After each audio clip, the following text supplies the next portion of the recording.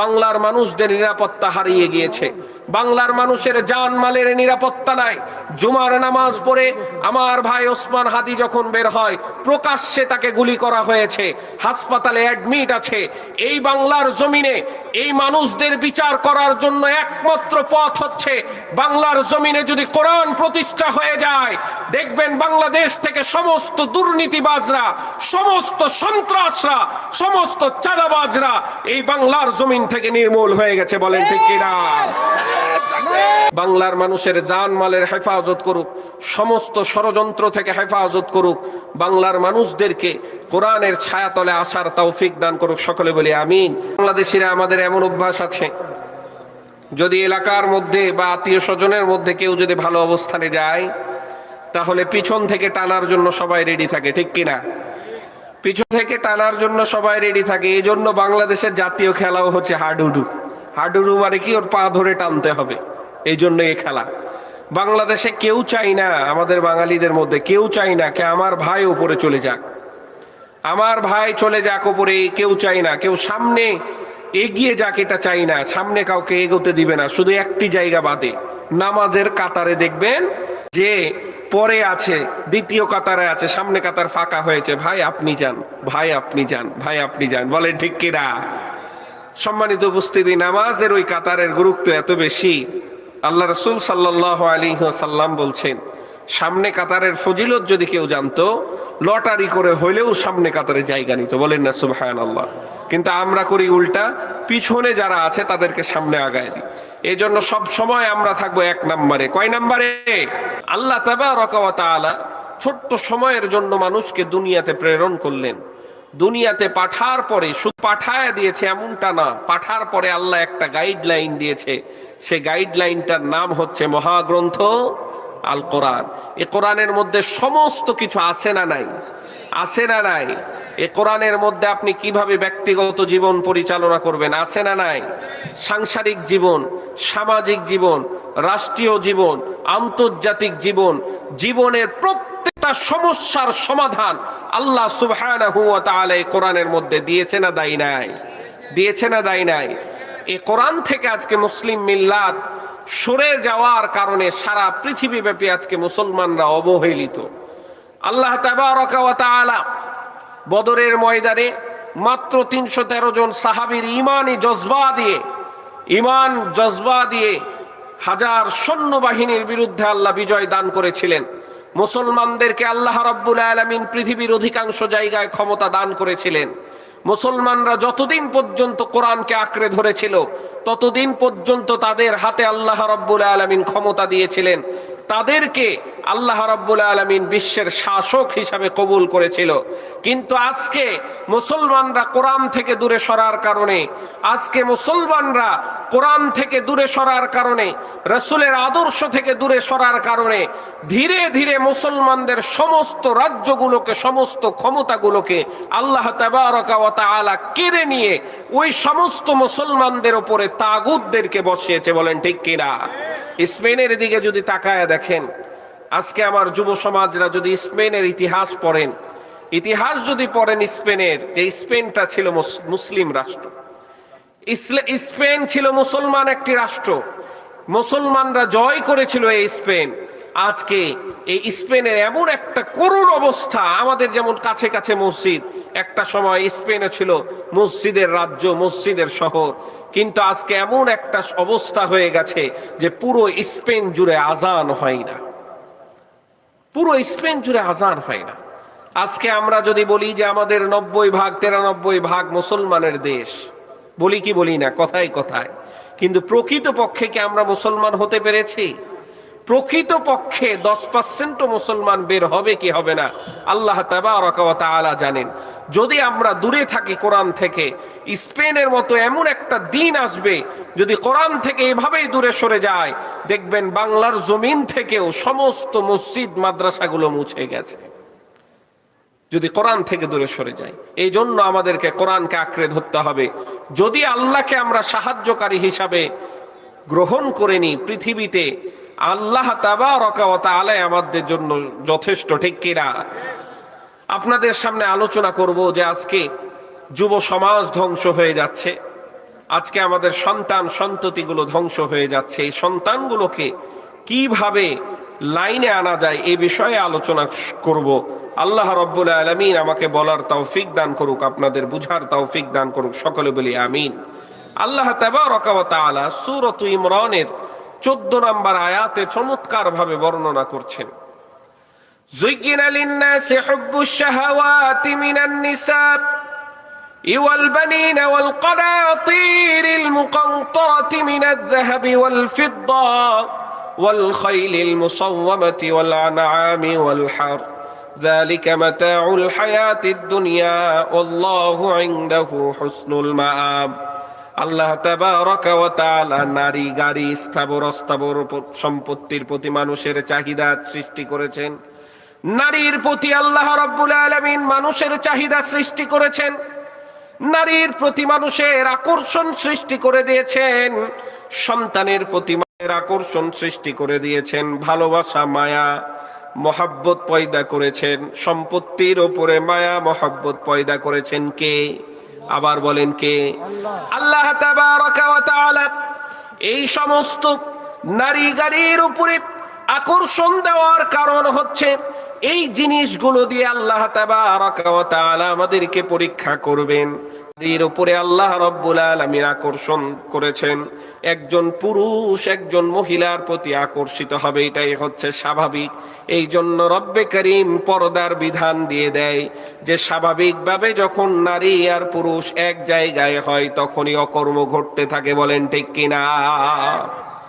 আমার ভাইরা, আজকে দেখা যায় সমাজের মধ্যে আল্লাহ পর্দাকে ফরজ করে দিয়েছে, কিন্তু এই পর্দা থেকে দূরে সরার কারণে সমাজের মধ্যে পরকীয়া এমন ভাবে বাসা বেঁধে নিয়েছে, এমন ভাবে বাসা বেঁধে নিয়েছে, পরকীয়ার কারণে বাংলাদেশে হাজার হাজার পরিবারগুলো ধ্বংস হয়ে যাচ্ছে। বিভিন্ন জায়গায় দেখতে পাই, টিকটক চালায়, বাড়ির বউ টিকটক চালায়, ফেসবুক ব্যবহার করে, দেশের এক প্রান্ত থেকে আর এক প্রান্তের ছেলেদের সাথে যোগাযোগ করছে।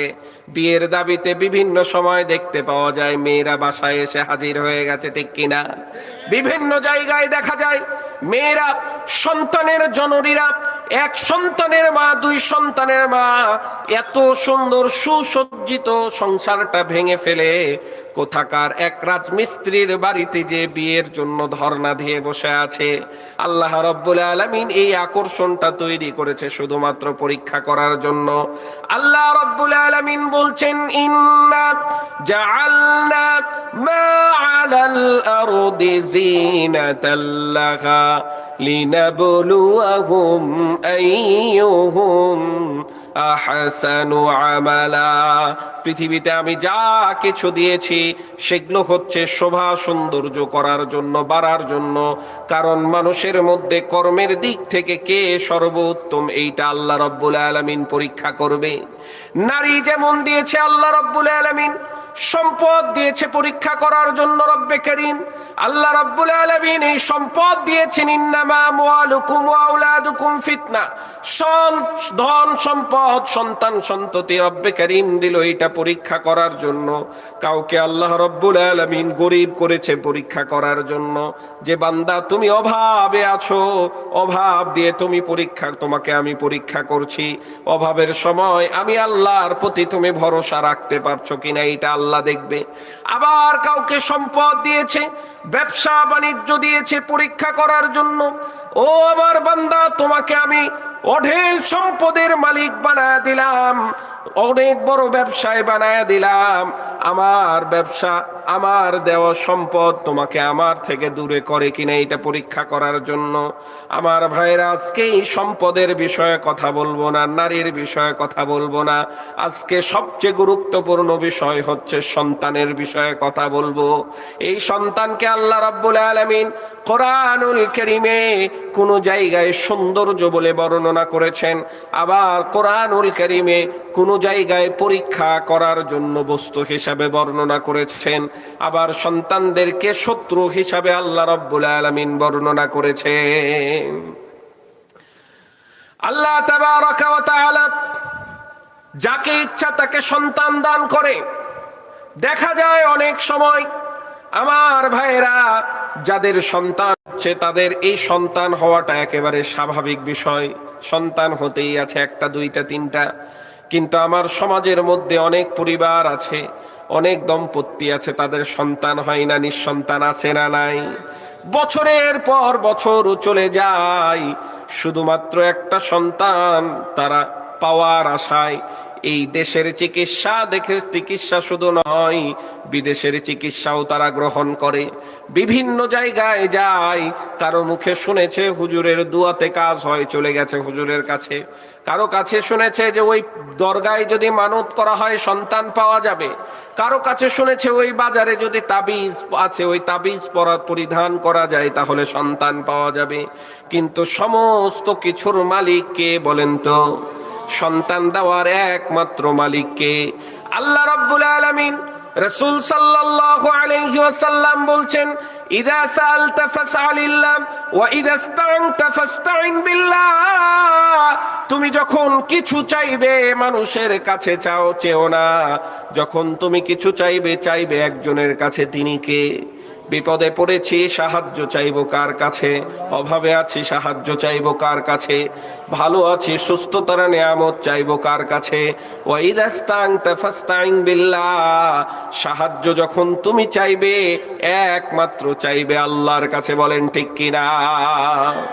রব্বে করিম বলছেন, ইয়াহাবু লিমান ইয়াশাউ ইনাসা ওয়া ইয়াহাবু লিমান ইয়াশাউ যুকুর আও ইউযাউযুহুম যুকরানা ওয়া ইনাসা ওয়া ইয়াজআলু মান ইয়াশাউ ওয়াকিমা। একবার বলেন না আল্লাহু আকবার। আরো জোরে বলেন না আল্লাহু আকবার। আল্লাহ রাব্বুল আলামিন বলছেন, আমি যাকে ইচ্ছা পুত্র সন্তান দান করি, যাকে ইচ্ছা আমি কন্যা সন্তান দান করি। এই যে একটু খেয়াল করেন, আল্লাহ বললেন আমি যাকে ইচ্ছা পুত্র সন্তান দান করি। তাহলে পুত্র অথবা কন্যা সন্তান কার হাতে? সবাই বলেন কার হাতে? এটা কি কোনো ডাক্তারের হাতে আছে? এটা কি কোনো হুজুরের দুয়ার বরকতে আছে? আল্লাহ যাকে চাইবে আল্লাহ রাব্বুল আলামিন পুত্র সন্তান দান করবে। কিন্তু ফ্যামিলির মধ্যে দেখা যায় অনেক পরিবার এমন আছে যে বংশের প্রদীপ দরকার, বংশের বাতি দরকার, বংশের ওয়ারিস দরকার। এই জন্য মায়ের গর্ভ থেকে কন্যা সন্তান জন্ম হওয়ার কারণে, মায়ের গর্ভ থেকে মেয়ে জন্মগ্রহণ করার কারণে পুরো পরিবারের মুখ কালো হয়ে যায়। আছে না নাই? অনেক পরিবার এমন আছে, মাকে দোষারোপ করে। দেখা যায় না অনেক সময় যে শুধু মেয়ে হচ্ছে তো মেয়ে হচ্ছে, মেয়ে হচ্ছে একটা দুইটা তিনটা চারটা পাঁচটা ছয়টা সাতটা পর্যন্ত মেয়ে হয়ে গেছে। এখন দোষ দিচ্ছে বউয়ের দোষ, যে কেমন তুমি গো, তোমার শুধুমাত্র মেয়েই হচ্ছে, একটাও ছেলে হয় না। বলেন না নাউজুবিল্লাহ। তো এটা কি মেয়ের দোষ? এটা কে চেয়েছে বলেন তো? এটা কার হাতে? আল্লাহর হাতে। আল্লাহ রাব্বুল আলামিন বলছেন, যাকে ইচ্ছা আমি কন্যা দান করি, যাকে ইচ্ছা আমি পুত্র সন্তান দান করি, আবার যাকে ইচ্ছা আমি দুইটা সন্তান দান করি, যাকে ইচ্ছা আমি নিঃসন্তান হিসাবে বন্দা হিসাবে পরীক্ষা নেই। এটা কার পরীক্ষা? এই জন্য আমার ভাইয়েরা একটি কথা বিশেষভাবে মায়েরা একটু খেয়াল করেন। আমার মায়েরা, আপনাদের দিকে দৃষ্টি আকর্ষণ করছি, যখন দেখবেন কোনো দম্পতির সন্তান হচ্ছে না তাদেরকে কষ্ট দিবেন না। আমাদের সমাজের মধ্যে এমন কিছু খারাপ অভ্যাস আছে, জানছে যে ওই মেয়েটার সন্তান হচ্ছে না, বারবার তাকে জিজ্ঞাসা করবে কখন বাচ্চা নিবা, ঠিক কিনা? কখন বাচ্চা নিবা তুমি, কেন হয় না, কি হয় না। এক মাস বাড়িতে এসেছে, এক মাস আগেও যে প্রশ্ন, এক মাস পরেও সেম প্রশ্ন করছে। যাদের সন্তান হয় না তারাই জানে যে এর ব্যথা কতটুকু, এর ব্যথা কতটুকু। এই কথাটা বলে আপনারা বারবার ওই বোনকে, ওই মাকে আপনি আঘাত দিচ্ছেন। এই জন্য আপনারা খেয়াল করবেন, ভালো পরামর্শ থাকলে দিবেন, তাছাড়া দেওয়ার কোনো দরকার নাই। আবার অনেকেই বলতে থাকে, দিতে থাকে, অমুক ডাক্তারের কাছে যান, অমুক ডাক্তারের কাছে যান। যাদের সন্তান হয় না এরা সমস্ত ডাক্তার দেখে নিয়েছে। আমি আপনি যতটুকু জায়গা চিনি তারা সবচেয়ে বেশি চিনি। এমন একজন পরিচিত ব্যক্তি আছে, আঙ্কেল আছে, একটা চাচা আছে, আমার শহরেই বাসা। অনেক দিন থেকে সন্তান হচ্ছে না, বিয়ে হওয়া প্রায় 22-23 বছর হয়ে গেছে, সন্তান হয়নি। ভালো ফ্যামিলি, ইন্ডিয়াতে ব্যাঙ্গালোরে ট্রিটমেন্ট নিয়েছে, সন্তান হচ্ছে না। কার ইচ্ছা? আল্লাহর ইচ্ছা।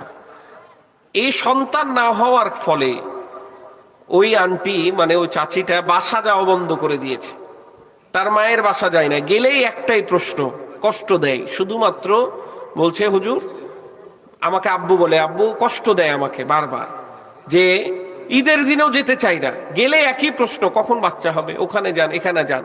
তারা তো যাচ্ছে, তারা তো প্রচেষ্টা করছে, তারা দোয়া করছে, দান করছে, সাদকা করছে, এখন দিচ্ছে না কে? এর মধ্যেই ভালো একটা কিছু আছে।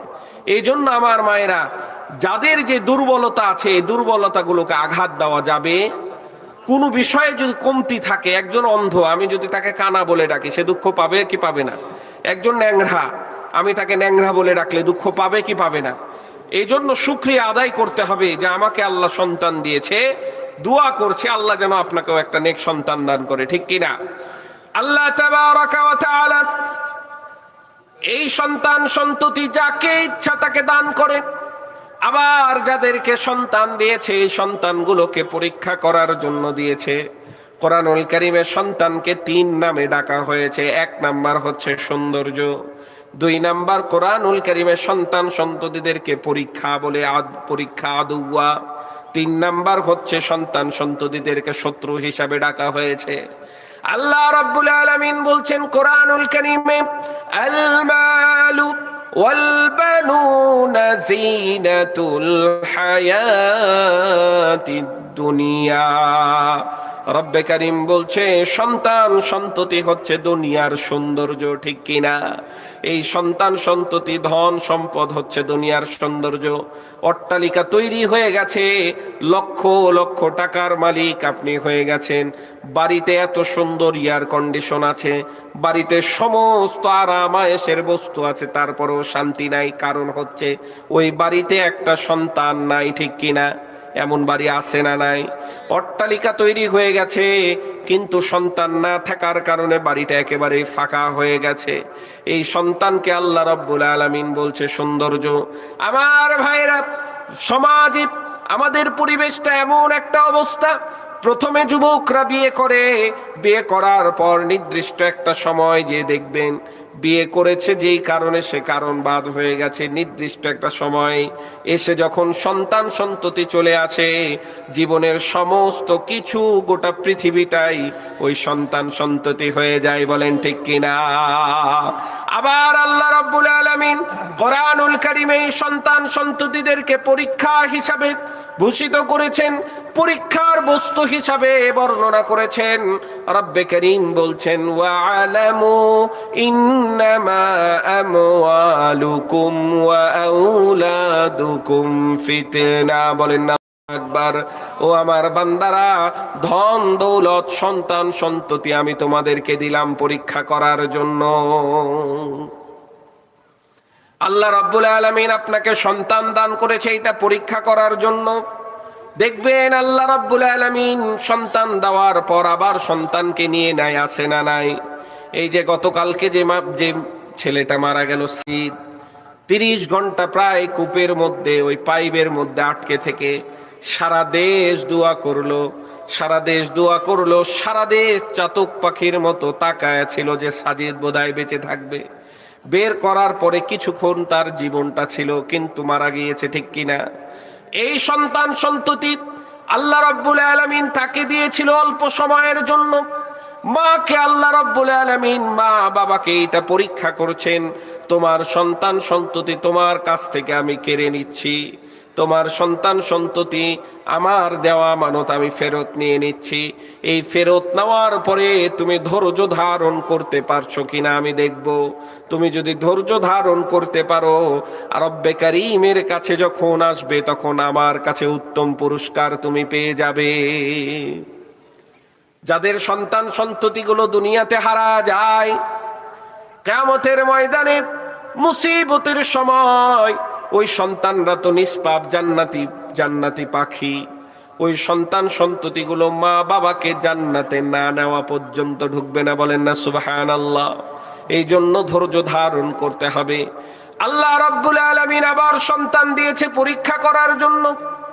এই সন্তান সন্ততি যেহেতু রব্বে করিম তোমাকে দান করলো, এই সন্তান সন্ততিকে আল্লাহকে তুমি চিনাচ্ছ কিনা, রসুলকে চিনাচ্ছ কিনা, কোরআনকে চিনাচ্ছ কিনা, ইসলাম বুঝাচ্ছ কিনা, না দুনিয়ার লাইনেই তুমি ব্যস্ত রেখে দিয়েছো? কিয়ামতের ময়দানে আল্লাহ রব্বুল আলামিন তোমার কাছে হিসাব নেবেন। আল্লাহ তাবারাকা ওয়া তাআলা বলছেন, ফামাই ইয়ামাল মিসকালা যাররাতিন খায়রান ইয়ারা ওয়া মান ইয়ামাল মিসকালা যাররাতিন শাররান ইয়ারা। কিয়ামতের ময়দানে আল্লাহ রাব্বুল আলামিন অণু পরিমাণ ভালো কাজ করে থাকলে তারও প্রতিদান দিবে, আবার অণু পরিমাণ যদি খারাপ কাজ করে থাকি তারও প্রতিদান দিয়ে দিবে। অণু পরিমাণ মানে হচ্ছে খালি চোখে দেখা যায় না, ওই যে সূর্যের ছাটাতে ধুলা উড়ে, এটা দেখা যায় না, ধুলা উড়ে, এইগুলো হচ্ছে অণু, একেবারেই ছোট্ট। এমন কাজ যে অণু পরিমাণ ছোট থেকে ছোট কাজ যদি আপনি করেন এর প্রতিদান আপনাকে দিবে। তো আল্লাহ তাবারাকা ওয়া তাআলা আপনাকে সন্তান দান করলো, এই সন্তানকে আপনি কি শিখাচ্ছেন? সন্তান আসার পরে আমরা সন্তানকে শিখাই, বলো আব্বু, গান শিখাই, নাচ শিখাই, বলো একটু নাচি, একটু নাচো, নাচো দেখি, একটু নাচো দেখি, একটু গান গাও দেখি, শুনি, একটু গান শুনি। আবার দেখা যায় অনেক সময় আমরা দেখতে পাই সোশ্যাল মিডিয়াগুলোতে সন্তান যখন নাচ গান করছে, বাবা মা খুবই উদ্বুদ্ধ হয়ে এই সমস্ত ভিডিওগুলো আপলোড করছে। আছে না নাই? আছে না নাই? তো সন্তানটাকে কি এজন্য দেওয়া হয়েছে? এবার বলেন, পৃথিবীর কেউ কি, কোনো মুফতি কি বলেছে গান হালাল? কোন মুফতি, কোন মুহাদ্দিস কি বলেছে নাচ হালাল বলেছে? তাহলে হারাম কাজ কেন আমি করাচ্ছি সন্তানদেরকে? কেন সন্তানকে আল্লাহকে শিখাইলাম না? সন্তানের প্রথম শিক্ষা হবে এই মহাগ্রন্থ আল কোরআন। সন্তানের প্রথম শিক্ষা হবে মহাগ্রন্থ আল কোরআন। সন্তান প্রথম যে নামটা শিখবে সেটা হচ্ছে আল্লাহ। সন্তান প্রথম যে হরফটা শিখবে সেটা হচ্ছে আলিফ। সন্তান যাকে চিনবে সেটা হচ্ছে মুহাম্মাদুর রাসূলুল্লাহ সাল্লাল্লাহু। তাহলে সে সন্তানটা সুসন্তান হিসাবে বড় হবে, তাহলে সে সন্তানটার কাছে ভালো কিছু আশা করতে পারবেন। আলহামদুলিল্লাহ, আমাদের এখন কারিকুলামগুলো এত সুন্দর, মাদ্রাসার কারিকুলামগুলো জেনারেল সহ আপনি আরবিটা সমন্বয় করে আমরা পড়াতে পাচ্ছি। আমাদের সময় নুরানি এত বেশি ছিল না, নুরানি মাদ্রাসাগুলো। আজকে নুরানি মাদ্রাসাগুলো হওয়ার পরে ক্লাস 1-এর বাচ্চা, 2-এর বাচ্চা 40টা হাদিস মুখস্থ করে ফেলেছে, বলেন না সুবহানাল্লাহ। 40টা হাদিস মুখস্থ করতে পারে। এখন যারা মুরব্বীরা আছে, বড়রা আছে, বলেন তো সারা জীবনে আমরা 4টাও কি হাদিস মুখস্থ করতে পেরেছি? কিন্তু বাচ্চারা প্রায় 40টা হাদিস মুখস্থ করতে পেরেছে। শুধু কি তাই, তারা আরবি বলতেও পারে, আরবি লিখতেও পারে। শুধু কি তাই, স্কুলের বাচ্চার তুলনায় তাদের বাংলা লেখাগুলো, ইংরেজি লেখাগুলো এত সুন্দর যে কাউকে মুগ্ধ করে, বলেন ঠিক কিনা? এই জন্য সন্তানদেরকে প্রথম যে শিক্ষাটা দিব সেটা হচ্ছে কোরআনের শিক্ষা। কোরআন শিক্ষা দেওয়ার পরে আমি আমার সন্তানকে ডাক্তার বানাইতে পারবো, ইঞ্জিনিয়ার বানাইতে পারবো, ব্যারিস্টার বানাইতে পারবো, বিসিএস করাতে পারবো। যে লাইনে দিবেন আপনি সেই লাইনেই দিতে পারবেন। আজকে যেমন কিছুদিন আগে, মাসখানিক প্রায় হয়ে গেল, বিসিএস স্বাস্থ্যর সুপারিশ হলো, যারা সরকারি ডাক্তারের সুপারিশ হলো। আমার একটা ফ্রেন্ড, আমার একটা বন্ধু, সে হাফেজ, আমার সাথে হেফজ করেছে। হেফজ করার পরে বিশেষ স্বাস্থ্যতে সুপারিশ প্রাপ্ত হয়েছে, বলে আলহামদুলিল্লাহ। অর্থাৎ সে হাফেজ, সে কিন্তু এখন ডাক্তার। এরকম যদি হয় যে আমাদের সন্তানগুলো হাফেজ ডাক্তার, আমাদের সন্তানগুলো হাফেজ, সে হবে ইঞ্জিনিয়ার, আমাদের সন্তানগুলো হাফেজ, সে হবে ব্যারিস্টার, আমাদের সন্তানগুলো হাফেজ আলেম, সে হবে লয়ার, আমাদের সন্তানরা হাফেজ আলেম, সে হবে জজ, আমাদের সন্তানরা হাফেজ আলেম, সে হবে জেলা প্রশাসক, আমাদের সন্তানরা হাফেজ আলেম হওয়ার পরে সে হবে এসপি, পুলিশ সুপার। তাহলে দেখবেন বাংলার জমিনে কোনো প্রকারের দুর্নীতি নাই, বলেন ঠিক কিনা? সে যদি হাফেজ হয়ে ইঞ্জিনিয়ার হয়, সে কখনোই রোডের বদলে বাস দিতে পারে না, ঠিক কিনা? সে যদি হাফেজ হয়ে আলেম হয়ে ডাক্তার হয়, সে ডাক্তার রূপী কসাই কখনো হতে পারে না, বলেন ঠিক কিনা? এই জন্য তার ভিতটা আগে মজবুত করতে হবে কোরআন দিয়ে। যার মধ্যে কোরআন থাকবে সে হবে আদর্শবান একজন মানুষ। কিন্তু যার মধ্যে কোরআন নাই, পৃথিবীর সমস্ত জ্ঞান আছে, আল্লাহ তাবারকা ওয়া তাআলার কাছে ওই জ্ঞানের 2 পয়সাও দাম নাই। অনেক আছে না, অনেক কুলাঙ্গার আছে না, দেখেন না, যারা বিসিএস করে নিয়েছে, যারা বিসিএস করার পরে শিক্ষিত হওয়ার পরে তাদের বাবা মা গুলো বৃদ্ধাশ্রমে আছে, দেখেন না। এই যে এখানে মহানন্দা বৃদ্ধাশ্রম আছে, যদিও বৃদ্ধাশ্রম ইসলামে সাপোর্ট করে না, যদিও বৃদ্ধাশ্রম ইসলামে সাপোর্ট করে না, তো মহানন্দা বৃদ্ধাশ্রমে আমি গিয়েছিলাম একবার দেখার জন্য। তখন মোটামুটি হয়তো 13 থেকে 14 জন ছিল, 13 থেকে 14 জন ছিল, পুরুষ এবং মহিলা মিলে। অধিকাংশ মানুষের সাথে কথা বলে জানতে পারলাম তাদের সন্তান সন্ততিগুলো এডুকেটেড পারসন, শিক্ষিত পারসন, শিক্ষিত প্রত্যেকেরই। অধিকাংশ বাবা মা গুলোর সন্তান সন্ততি সরকারি চাকরিজীবী। এখানে নতুন হাটের একজনকে পেলাম যে সে ক্ষুধার জ্বালা সহ্য না করতে পেরে ওখানে গেছে, একা একা গিয়েছে। সন্তান সন্ততিরা 3টা সন্তান আছে, 3টাই সরকারি চাকরিজীবী, কিন্তু বাইরে থাকে। বাবার খেয়াল রাখে না, কি খাবে এই খাওয়ার নাই, না খেতে পেয়ে বাধ্য হয়ে নিজের জামা কাপড় সামান নিয়ে ওই বৃদ্ধাশ্রমে গিয়েছে, যে বলছে আমাকে একটু খেতে দেন আগে। দেখেন, এই সন্তানের কোনো দাম আছে? কোনো দাম আছে? এটা কি সন্তান? এটা তো কুলাঙ্গার, ঠিক কিনা? এই সন্তান তো হচ্ছে কুলাঙ্গার। একে দিয়ে কিসের দেশের কাজ হবে? যে নিজের বাবা মার খেদমত করতে পারে না, যে নিজের বাবা মার সম্মান করতে পারে না, তাকে দিয়ে কি খেদমত হবে দেশে? পৃথিবীর সবচেয়ে বড় পীর হচ্ছে আমাদের আব্বা আম্মা। পৃথিবীর সবচেয়ে বড় পীর হচ্ছে আব্বা আম্মা। অনেকেই দেখবেন ঢাকায়, আমাদের এই অঞ্চলে হয়তো অনেকটা কম, কিন্তু বরিশালে, এই কি বলে আপনার সিলেটে, চট্টগ্রামে, এই অঞ্চলে দেখবেন পীর ভক্তি মানুষ অনেক বেশি। পীরদেরকে আমি ভালোবাসি, ব্যক্তিগতভাবে বাসি। যারা হক্কানি আলেম পীর, প্রকৃত পীর, তারা কিন্তু অরিজিনালি ভালো মানুষ। তারা হচ্ছে ইসলামের জন্য একজন ভালো মানুষ। কেমন? যেমন হযরত শাহজালাল রহমাতুল্লাহ আলাই, তিনি শুয়ে আছেন সিলেটের জমিনে।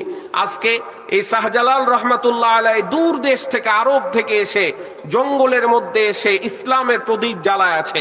যখন সিলেটে গৌর গোবিন্দ মুসলমানদের ওপরে নির্যাতন শুরু করে দিল, আমরা তো শাহজালালের ইতিহাস পড়ি না, শুধুমাত্র ওইখানে যে সেজদা দেওয়াতে ব্যস্ত, ওইখানে যে মাজার দেওয়াতে ব্যস্ত, মানত করাতে ব্যস্ত, ওইখানে দান করাতে ব্যস্ত।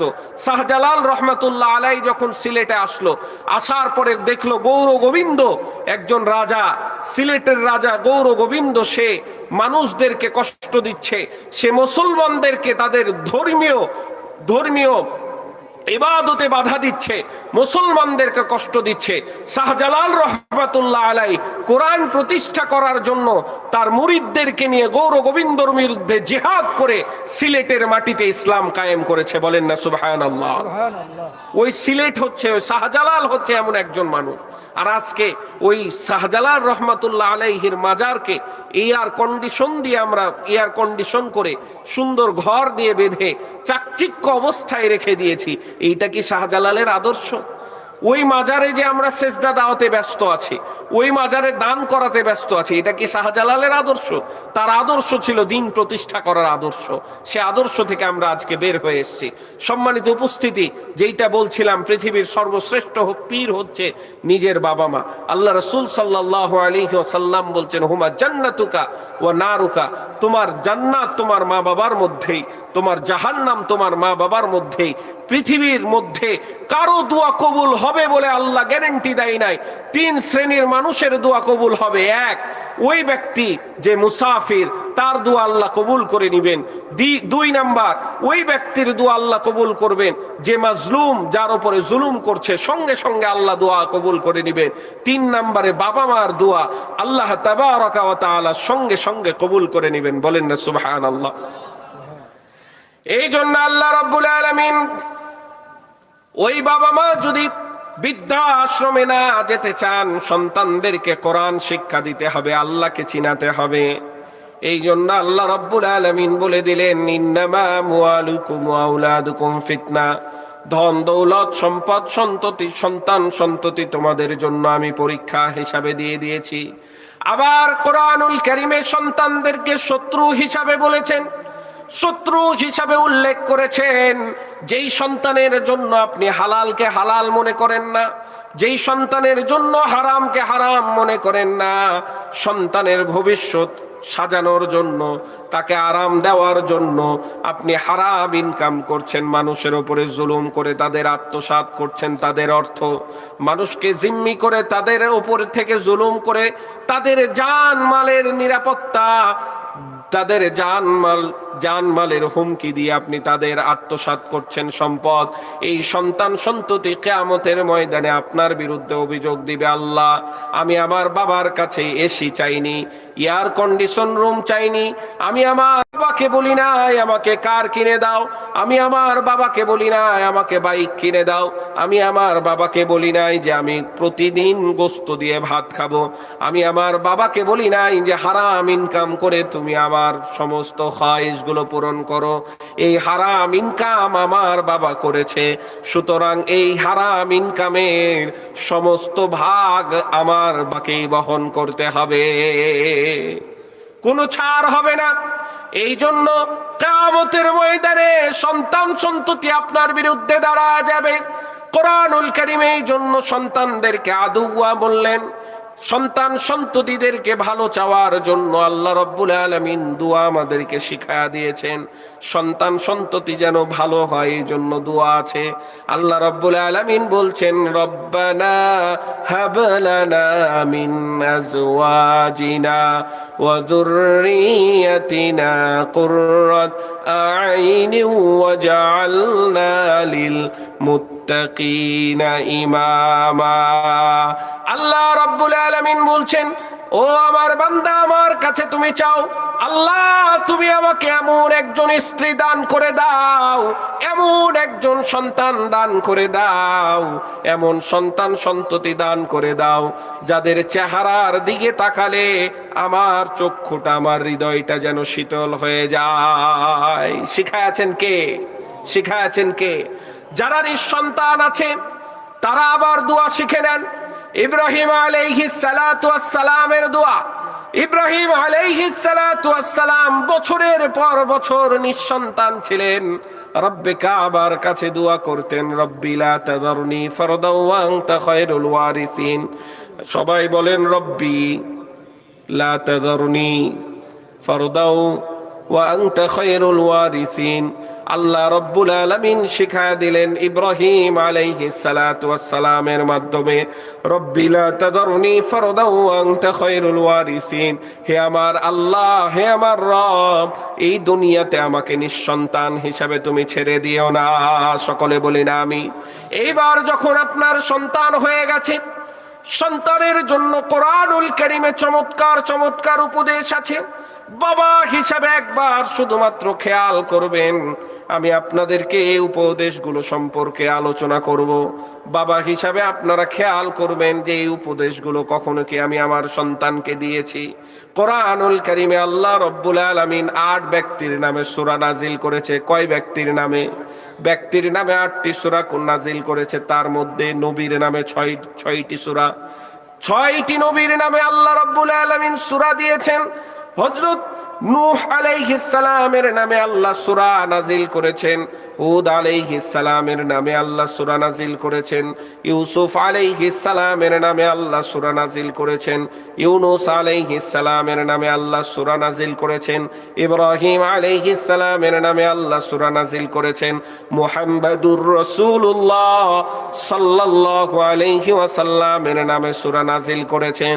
আর 2 জন সাধারণ ব্যক্তির নামে আল্লাহ রাব্বুল আলামিন সূরা নাজিল করেছেন। এই 2 জনের মধ্যে একজন হচ্ছে মহিলা, আর একজন হচ্ছে পুরুষ। এমন এক মহিলার নামে আল্লাহ রাব্বুল আলামিন কোরআনুল কারীমে সূরা নাজিল করলেন। পৃথিবীর আশ্চর্যতম মহিলা, যে বিবাহ না করে পিতা ছাড়াই আল্লাহ রাব্বুল আলামিন তার গর্ভে সন্তান দান করেছে। বলেন না সুবহানাল্লাহ। পিতা ছাড়াও সন্তান যিনি দিতে পারেন তিনি কে? জোরে বলেন, তিনি কে? আল্লাহ রাব্বুল আলামিন মারইয়াম, সূরাতু মারইয়াম নামে সূরা দিলেন। আবার সাধারণ ব্যক্তির নামে সূরা নাজিল করলেন।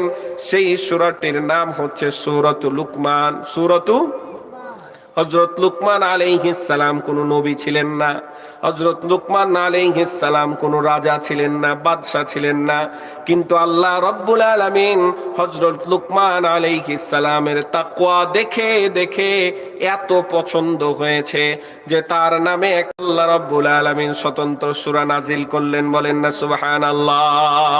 হযরত লুকমান ছিলেন খুবই খাটো মানুষ, কালো মানুষ, বেঠে মানুষ। নিগ্রোরা যেমন হয় এত কালো নিগ্রোরা হয়, ঠিক তেমন লুকমান হাকিম ছিল। এইখান থেকে একটা জিনিস বোঝা যায় যে রব্বে কাবার কাছে সাদা মানুষ, সুন্দর মানুষের দাম নাই। আল্লাহ তাবারক ওয়া তাআলার কাছে দাম আছে শুধুমাত্র তাকওয়া অর্জনকারীদের। বলেন ঠিক কিনা? এই জন্য আল্লাহ রাব্বুল আলামিন বলেন লাইয়ানা লাল্লাহু লুহুমুহা ওয়ালা দিমাউহা ওয়ালাকিন ইয়ানালুহু তাকওয়া মিনকুম। আল্লাহ রাব্বুল আলামিন আমাদের অন্তর দেখে দেখে, তাকওয়া দেখে দেখে আমাদের ইবাদতগুলোকে কবুল করে। বলেন ঠিক কিনা? এই লুকমান হাকিম ছিল একজন কৃতদাস। কৃতদাস ছিল এমন একজন ব্যক্তি, বিচক্ষণ একজন ব্যক্তি। সে ছিল রাখাল, ছাগল চড়াতো। তারপরও এই রাখালের নামে আল্লাহ সূরা নাজিল করলো। একটু ছোট্ট ভাবে তার জীবনীটা বলে দিই।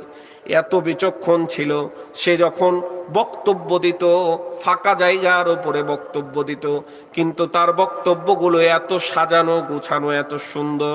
আস্তে আস্তে মানুষ একটা দুইটা করে আস্তে আস্তে আস্তে মৌমাছির চাকের ন্যায় তার বক্তব্য শোনার জন্য ভিড় জমায়ে দিতে। বলেন না সুবহানাল্লাহ। এই লোকমান হাকিমের কথা যখন দূর দূরান্ত পর্যন্ত ছড়ায়া গেল, তার মনিব বলছে, তার মালিক বলছে, আমার রাখাল নাকি খুব বড় ব্যক্তিত্ব, তো দেখি তার একটা পরীক্ষা নিয়ে নি। রাখালকে বলছে, যাও তুমি ছাগল একটা কাটো। ছাগল কাটার পরে উৎকৃষ্ট মানের দুইটা বস্তু আমার কাছে নিয়ে আসো। ওই ছাগলের শরীরের সবচেয়ে দামি অংশ যেইটা, এই দুইটা অংশ নিয়ে আসো। রাখাল লোকমান হাকিম যে ছাগল কাটার পরে হৃৎপিণ্ডটা বের করলো এবং জিহ্বাটা বের করে মুনিবের কাছে রেখে দিল। আবার তার মুনিব বলে, মালিক বলে, যাও আর একটি ছাগল তুমি জবাই করো। তার সবচেয়ে নিকৃষ্ট দুইটা জিনিস আমার সামনে নিয়ে আসো। আবার সেই ওই ছাগলটা জবাই করার পরে হৃৎপিণ্ড বের করলো, হাড়টা বের করলো এবং জিহ্বা বের করে তার সামনে উপস্থাপন করলো। এইবার তার মুনিব বলছে, আমি তোমাকে ভেবেছিলাম তুমি হয়তোবা অনেক জ্ঞানী, কিন্তু তুমি তো দেখছি বোকা। তোমাকে বললাম দামি দুইটা জিনিস নিয়ে আসো, তুমি নিয়ে আসলে জিহ্বা এবং হৃদয়। আবার তোমাকে বললাম নিকৃষ্ট দুইটা জিনিস নিয়ে আসো, তুমি নিয়ে আসলে জিহ্বা এবং হৃদয়টা, হৃৎপিণ্ডটা। লোকমান হাকিম এইবার ব্যাখ্যা দিয়ে দিল, আমি এই দুইটা এই জন্য নিয়ে এসেছি, মানুষের এই দুইটা যদি ঠিক হয়ে যায় তাহলে মানুষটার সাধারণ মানুষ না উত্তম মানুষে রূপান্তর হয়ে যায়। বলেন না সুবহানাল্লাহ।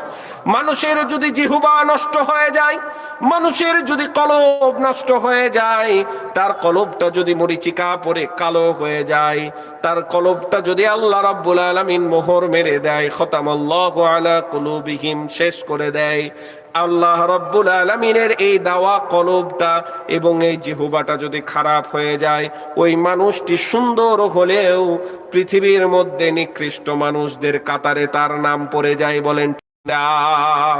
আল্লাহ রাব্বুল আলামিন এই লোকমান হাকিমকে ইন্টারন্যাশনাল একজন মানুষ বানায় দিলেন। লোকমান হাকিম দেখেন বছরের পর বছর ধরে তার কথাটা আসে না নাই। এমন একজন ব্যক্তি আমরা থাকবো না, কিন্তু লোকমান হাকিমের কথা থাকবে। ঠিক কিনা? আমরা থাকবো না, কিন্তু লোকমান হাকিমের কথা কিয়ামত অবধি থাকবে। তার কারণ হচ্ছে আল্লাহ রাব্বুল আলামিনের কাছে লোকমান হাকিমের কথাগুলো এত চমৎকার লেগেছে। সন্তান সন্ততিদেরকে এমন ভাবে উপদেশ দিয়েছে, প্রদান করেছে, তার উপদেশগুলো আল্লাহ রাব্বুল আলামিন বান্দার পাথেয় হিসাবে কিয়ামত পর্যন্ত এই কোরআনে আল্লাহ তাবারক ওয়া তাআলা লিপিবদ্ধ করেছেন। বলেন না সুবহানাল্লাহ। আল্লাহ তাবারক ওয়া তাআলা বলছেন, ওয়ালাকাদ আতাইনা লুকমানাল হিকমাতা আনিশকুর লিল্লাহ, আমি লোকমানকে হিকমত প্রজ্ঞা দান করলাম, আনিশকুর লিল্লাহ, তুমি আমার শুকরিয়া আদায় করতে থাকো।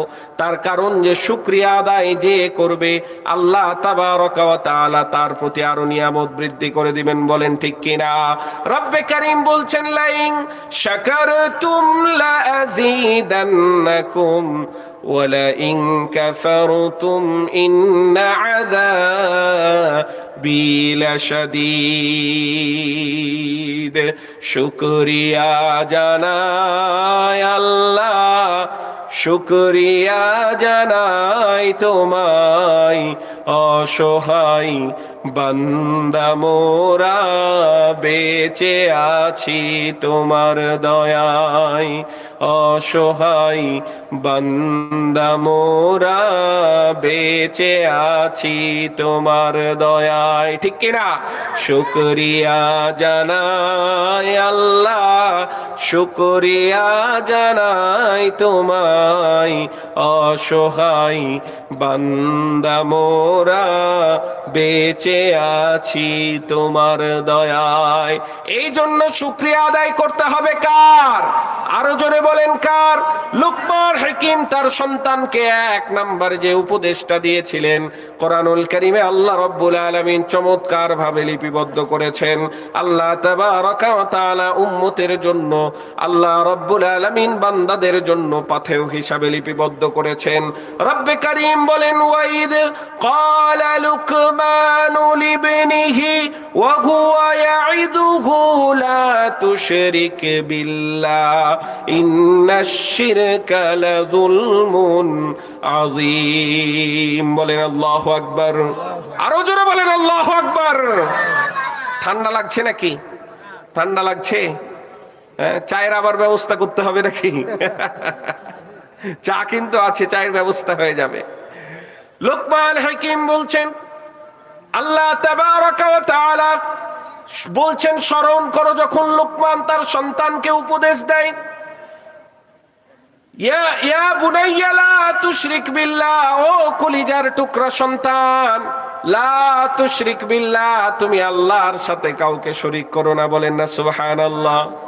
এইবার যারা পিতারা আছেন একবার খেয়াল করেন তো, কোনদিনের জন্য কি এইভাবে বলেছি বান্দা বাবারে, আমার সোনামণি রে, আমার কলিজার টুকরা সন্তান রে, কোনদিন আল্লাহর সাথে তুই শিরিক করিস না? বলেছি?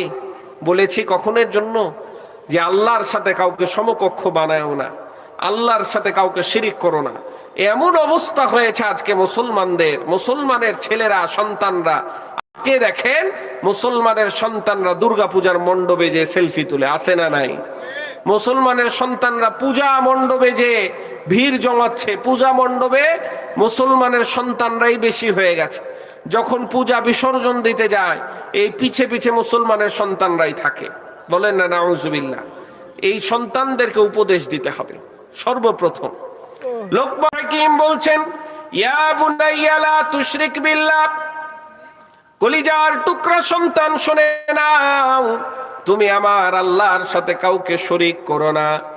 ইন্নাশ শিরকা লাযুলমুন আযীম, কারণ শিরক হচ্ছে সবচেয়ে বড় জুলুম, বড় পাপ। আপনি আমি যে নেকিগুলো করছি, যে সওয়াব করছি, যে আমল করছি, এই আমলগুলোতে যদি গুনাহ করি আর গুনাহগুলো আল্লাহ রাব্বুল আলামিন মাফ করতে থাকবে।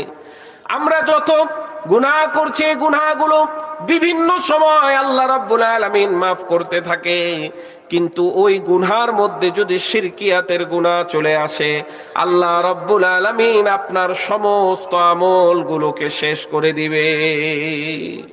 যেমন করে লাকড়ি, চুলার মধ্যে যখন আপনি লাকড়ি দিয়ে দেন, খড়ি দিয়ে দেন, ওই খড়িটাকে আস্তে আস্তে আগুন জ্বলায় শেষ করে দেয়, ঠিক তেমনি আপনার ইবাদতের মধ্যে যদি শিরক প্রবেশ করে, আপনার ইবাদতের মধ্যে যদি শিরক চলে আসে, তাহলে আপনার ইবাদতটা ওই লাকড়ির ন্যায়, ওই খড়ির ন্যায় আস্তে আস্তে জ্বলে সব শেষ হয়ে যাবে। এই জন্য সর্বপ্রথম ইবাদত করতে হবে শিরক মুক্ত ইবাদত, শিরক মুক্ত ইবাদত করতে হবে।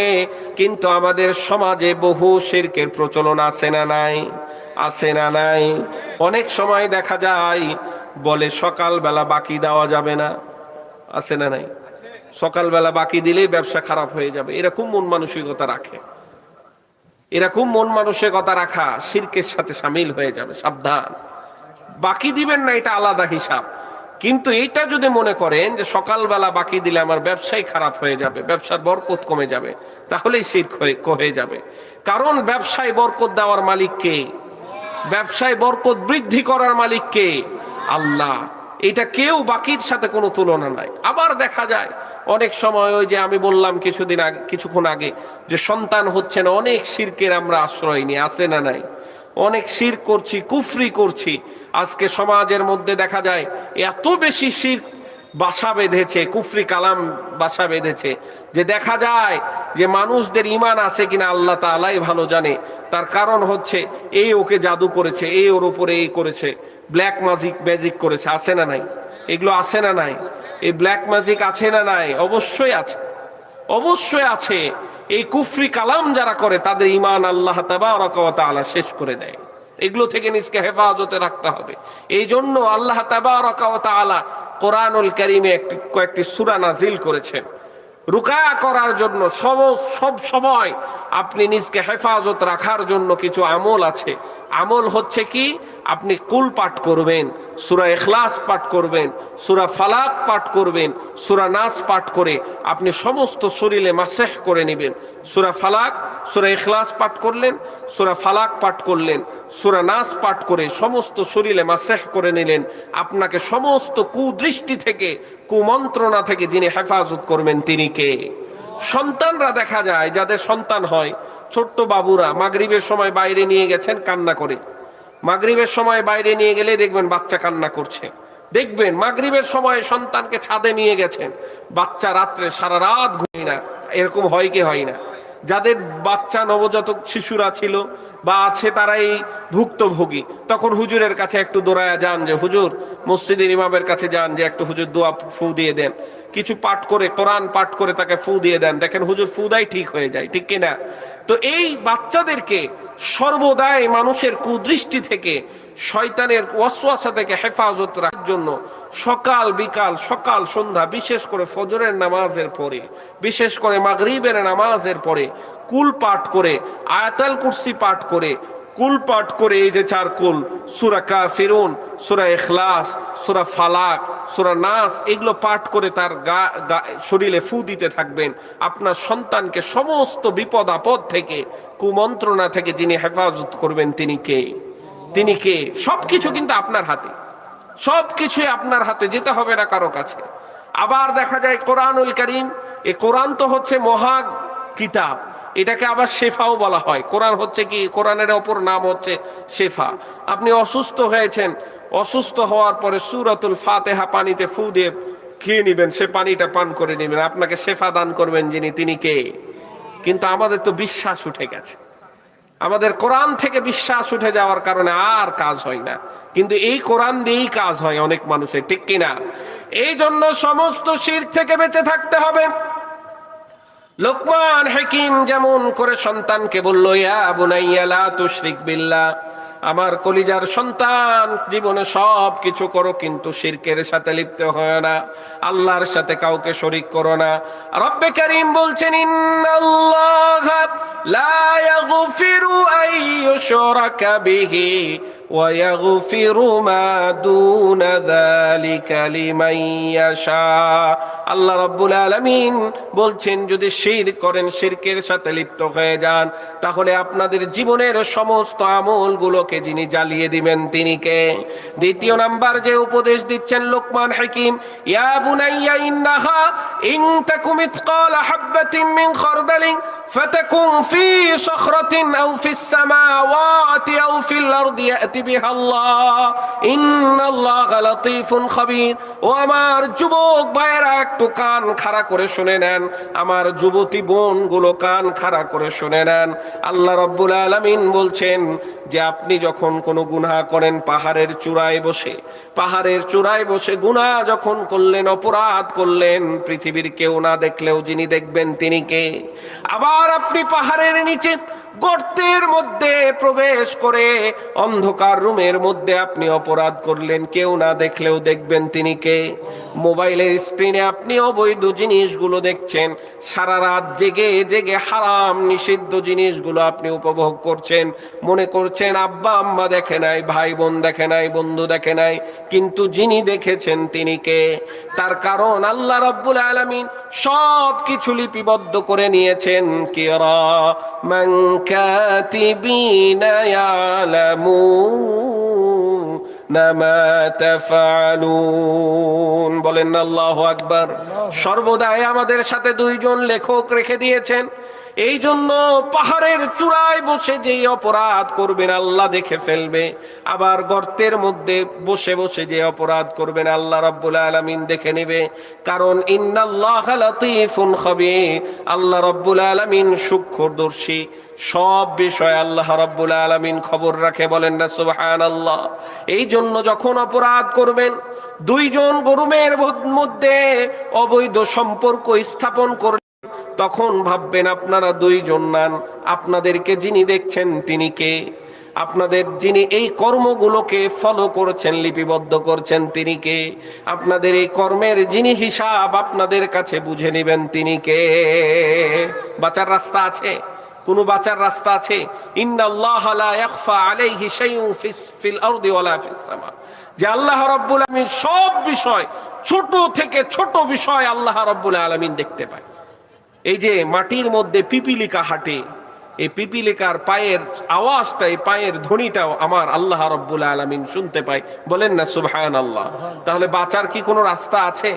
বাঁচার রাস্তা আছে। অপরাধ করার সময় আমার যুবক ভাইরা, যুবতী বোনেরা, অপরাধ করার সময় খুব খেয়াল করে অপরাধ করবেন। এই ফোনটা হচ্ছে আজকে অপরাধের একটা বাক্স হয়ে গেছে, ঠিক কিনা? এই ফোনটা অনেক অপরাধের বাক্স হয়ে গেছে। দেখা যায় যে মেয়ের বিয়ে হয়েছে, মেয়ের বাসা হচ্ছে চাঁপাইনবাবগঞ্জ, বিয়ে হয়েছে নীলফামারীতে। কি ঘটককে? ঘটক হচ্ছে মোবাইল। ঘটককে? মোবাইল হচ্ছে ঘটক। মোবাইলের মাধ্যমে চলে গেছে। এই ফোনের কারণে দেখবেন বহু সংসার আজকে ধ্বংস হয়ে গেছে, ঠিক কিনা? এই মোবাইলের কারণে বহু সংসার ধ্বংস হয়ে গেছে। এই জন্য খেয়াল রাখবেন, আমি কিছুক্ষণ আগেই যে আয়াত বলেছি, ফামান ইয়ামাল মিসকালা যাররাতিন খায়রান ইয়ারা ওয়া মান ইয়ামাল মিসকালা যাররাতিন শাররান ইয়ারা। সব বিষয়ে আল্লাহ রাব্বুল আলামিন আপনাকে প্রতিদান দিবে। ভালো কাজ করলেও প্রতিদান দিবে, অপরাধ করলেও প্রতিদান দিবে। আজকে অন্ধকার রুমের মধ্যে বসে বসে তুমি অপরাধ করছো, আজকে অন্ধকার রুমের মধ্যে যে তুমি অপরাধ করছো, ঝোপঝাড়ের মধ্যে অন্ধকারে তুমি অপরাধ করছো, মনে করছো পৃথিবীর কেউ দেখে নাই, মনে করছো পৃথিবীর কেউ বুঝে নাই। কিয়ামতের ময়দানে আল্লাহ রাব্বুল আলামিন এই অপরাধগুলো পুরো পৃথিবীর মানুষের সামনে উন্মোচন করে দিবে। তখন তুমি কিভাবে বাঁচবে? তখন তুমি কিভাবে বাঁচবে? বাঁচার কি রাস্তা আছে? সব ভিডিও ফুটেজের মতো আল্লাহ রাব্বুল আলামিন দেখায়া দিবে।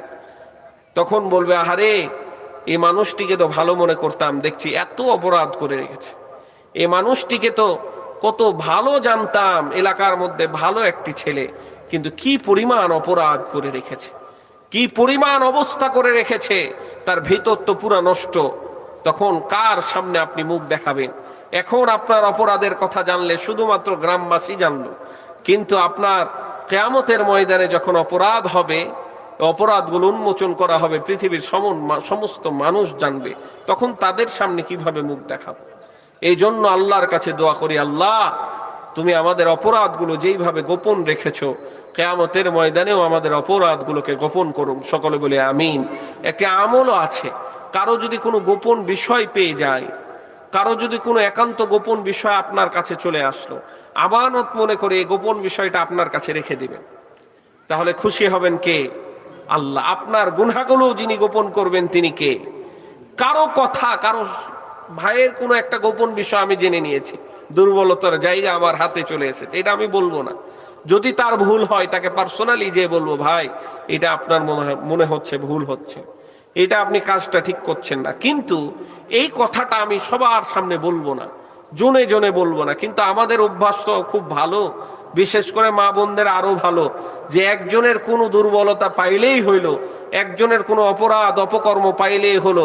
প্রচার সম্পাদকের তো আমাদের অভাব নাই, সাংবাদিকের তো অভাব নাই। দেখবেন অপরাধের কথা সকালে জানলো, বিকাল হতে না হতে গোটা এলাকা শুধু জানেনি, পুরো জেলা জেনে নিয়েছে, ঠিক কিনা? কিন্তু আপনি যদি এই অপরাধগুলোকে গোপন করে রাখতে পারেন, কিয়ামতের ময়দানে রাসূল সাল্লাল্লাহু আলাইহি ওয়াসাল্লাম বলছেন, আপনি যদি কারো অপরাধগুলো, কারো অপকর্মগুলো গোপন রাখতে পারেন, তাহলে কিয়ামতের ময়দানে আল্লাহ তাবারাকা ওয়া তাআলা আপনার গুনাহগুলো গোপন রাখবে। বলেন না সুবহানাল্লাহ।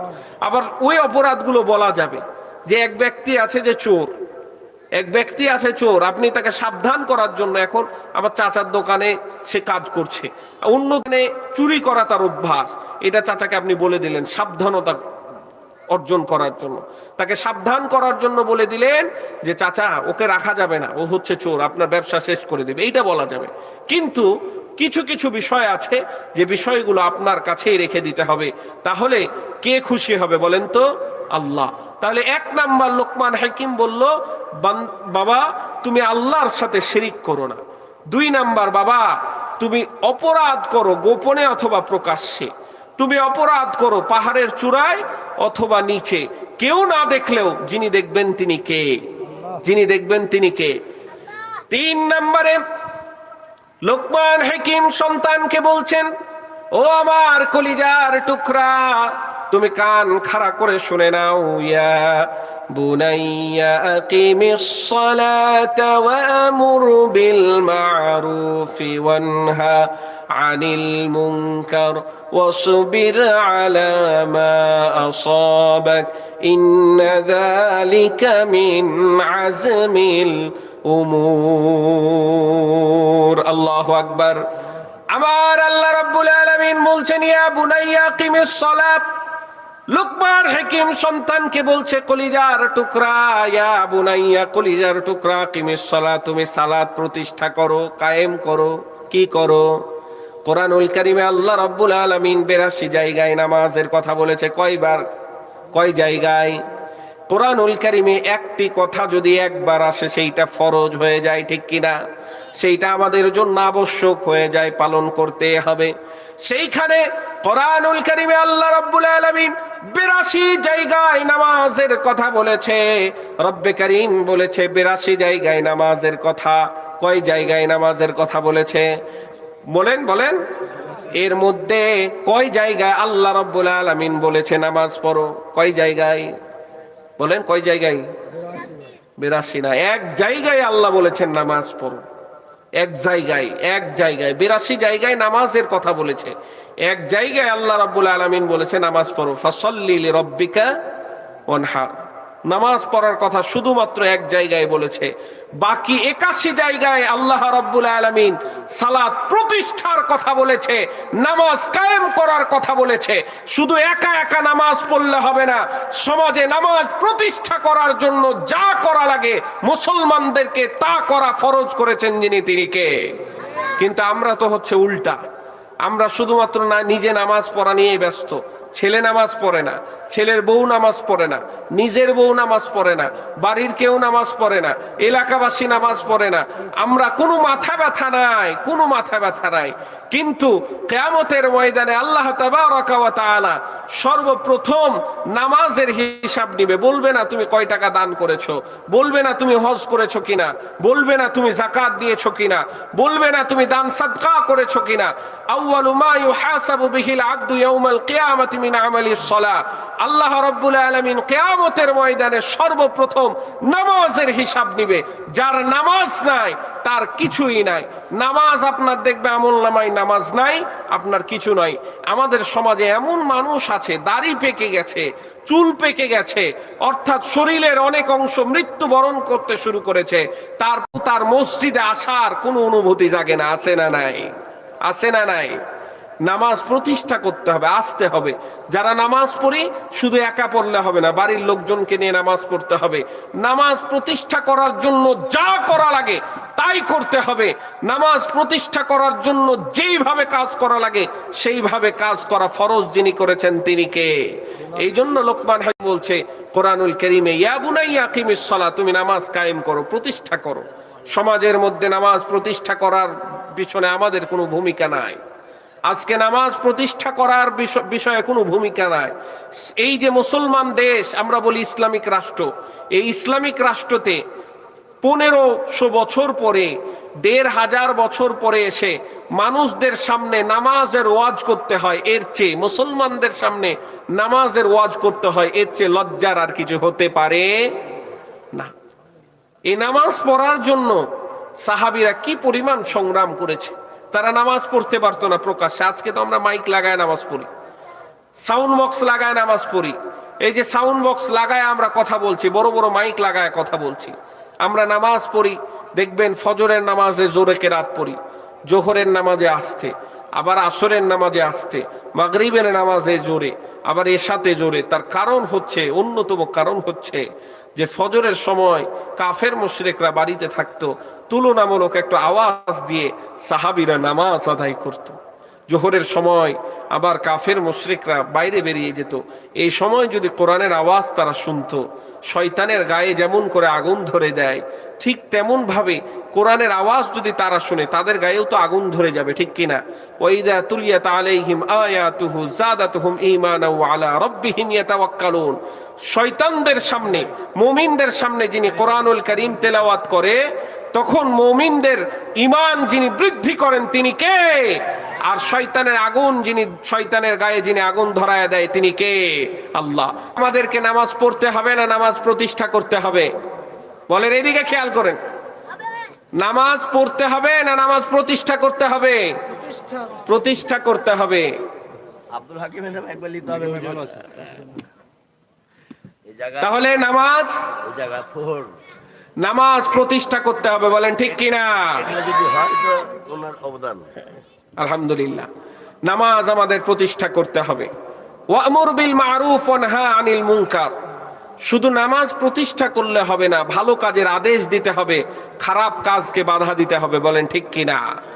আল্লাহ রাসূল সাল্লাল্লাহু আলাইহি ওয়াসাল্লাম বলছেন, মান রাআ মিনকুম মুনকারান ফালিয়ুগাইয়ির বিয়াদিহি ফাইন লাম ইস্তাতি' ফাবিলিসানিহি ফাইন লাম ইস্তাতি' ফাবিকলবিহি ওয়া যালিকা আযআফুল ঈমান। যখন তোমাদের সামনে অন্যায় কোনো কাজ হয়, অপরাধ হয়, তোমাদের বাহুবল দিয়ে, শক্তি দ্বারা সে অন্যায়কে প্রতিহত করো। বলেছেন কে? আরো জোরে বলেন, বলেছেন কে? এলাকায় মাদকের ব্যবসা হয়, যারা এলাকার মোড়ল মাতাব্বর আছে, ক্ষমতাবান ব্যক্তি আছে, তাদের দায়িত্ব হচ্ছে এই মাদকের বিরুদ্ধে তারা কঠোরতা অবস্থান করে একেবারে দেওয়ালের মতো দাঁড়িয়ে এই মাদককে সমাজ থেকে নির্মূল করবে। এই দায়িত্ব যিনি দিয়েছেন তিনি কে?